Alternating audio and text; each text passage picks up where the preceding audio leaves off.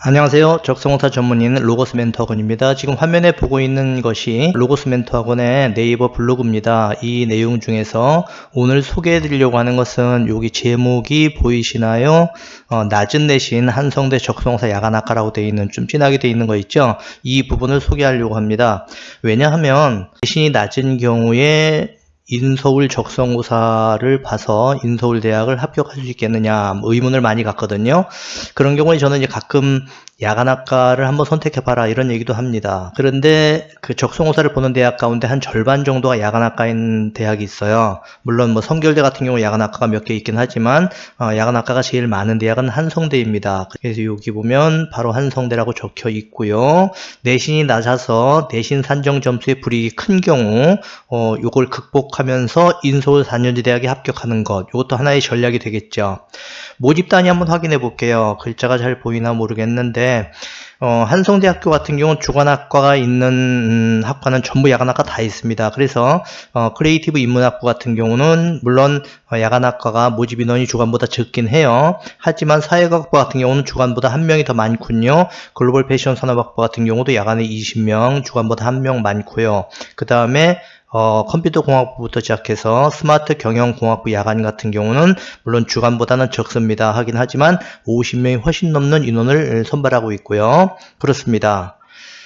그러면 이 야간학과에 합격하는 학생들, 적성고사를 봐가지고 한성대 야간학과에 합격한 학생들의 내신은 어느 정도인가?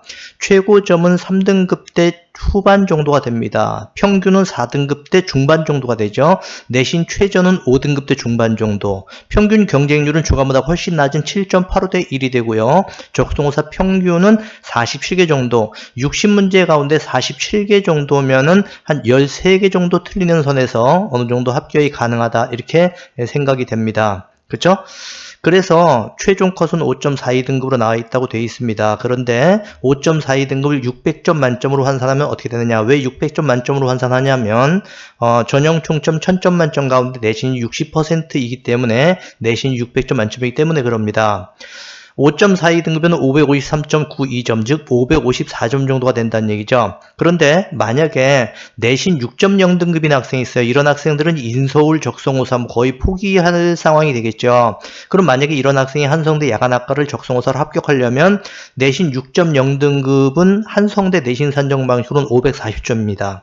그러면 합격생 내신 컷과의 차이는 14점 정도 차이가 나게 되는데요. 한성대 적성고사는 문항 배점이, 한 문항 배점이 계열에 따라서 차이가 납니다. 5점, 6점, 4.5점, 6점. 그렇다면 평균 5점으로 잡고 생각해 본다면 다른 학생보다 6.0등급인 학생은 3개 정도를 더 맞히면 어느 정도 합격생 내신 컷과 동등한 점수에 도달하게 된다는 겁니다. 한성대 야간학과 합격생의 적성고사 평균 정답 개수 몇 개냐? 아까 봤죠? 47개. 그렇다면 47개에서 3개 정도를 더 맞히는 정도라면 60문항 중 50문항 정도의 정답이 나오면 야간학과 합격이 가능하다.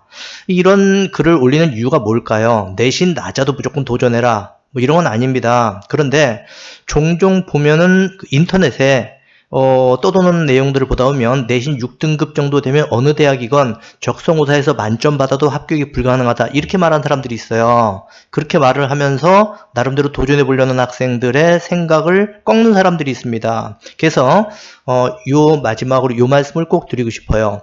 정확하게 수험생 자신의 내신을 꼭 산정해 보기 바랍니다. 내신은요 4.5, 5.3 이런 식의 숫자가 아니고 600점 만점에 따르는 점수, 그 점수를 산정한 후에 그 600점 만점에 따르는 점수 가운데 합격생 점수가 몇 점 정도 되는가, 그러면 내가 몇 점이 부족한가 이렇게 나오겠죠. 그렇죠?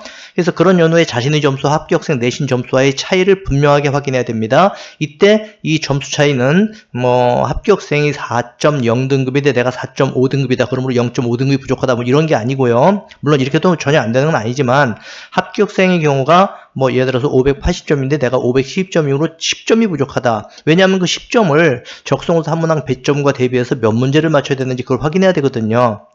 그래서 그 점수 차이는 적성고사 명문항 점수 차이와 맞먹는지 계산해야 됩니다. 다음은 작년 또는 최근 2, 3년간의 대학 입시 결과의 적성고사 정답 개수 5자네요. 정답 개수와 비교하여 자신이 몇 개 정도를 더 맞히면 불리한 내신을 극복할 수 있는지 확인하면 됩니다. 최종적으로 맞춰야 할 정답 개수가 넘지 못할 벽인지 아닌지 한번 확인해야 되겠죠? 그런 연후의 적성사 도전 여부를 결정을 하는 겁니다. 아시겠죠? 답답해하지 말고 그런 경우는 적성고사하고 전문학원에 와서 물어봐도 괜찮습니다. 예를 들어가지고 로고스 멘토 네이버, 이게 네이버 창입니다. 네이버 창에서 로고스 멘토라고 이렇게 검색어를 치세요. 그러면은 맨 위에 블로그가 나오고 그 밑에 카페가 나옵니다. 저희 학원 카페에 들어오게 되면 왼쪽 메뉴 가운데 질문 주세요라는 메뉴가 있어요. 그 질문 주세요 메뉴에 보면은 내신 산출 부탁드립니다. 이런 식의 내용들이 꽤 많죠. 이래서 내신 산출을 부탁드린다라고 하는 요런 데 들어가 보면 이렇게 자신의 내신을 이렇게 올려놨습니다. 그래 놓고 나면 저희 학원에서 가천대부터 시작해서 홍대 세종까지 이렇게 내신 환산 등급이 몇 등급 정도 된다라는 걸 올려놓죠. 그리고 이제 학생들이 그 뒤에 가천대와 36대 가능할까요? 이렇게 물어보기도 합니다. 그럼 이제 아직 답변을 아직 안 했는데 여기다 답변을 달아드리기도 합니다. 아시겠죠? 그래서 아까 말씀드린 것처럼 야간학과를 한번 노려보는 것도 상당히 괜찮은 방법이다 하는 거 학생들이 알아두기 바랍니다. 자, 오늘 얘기는 여기서 마무리하겠습니다.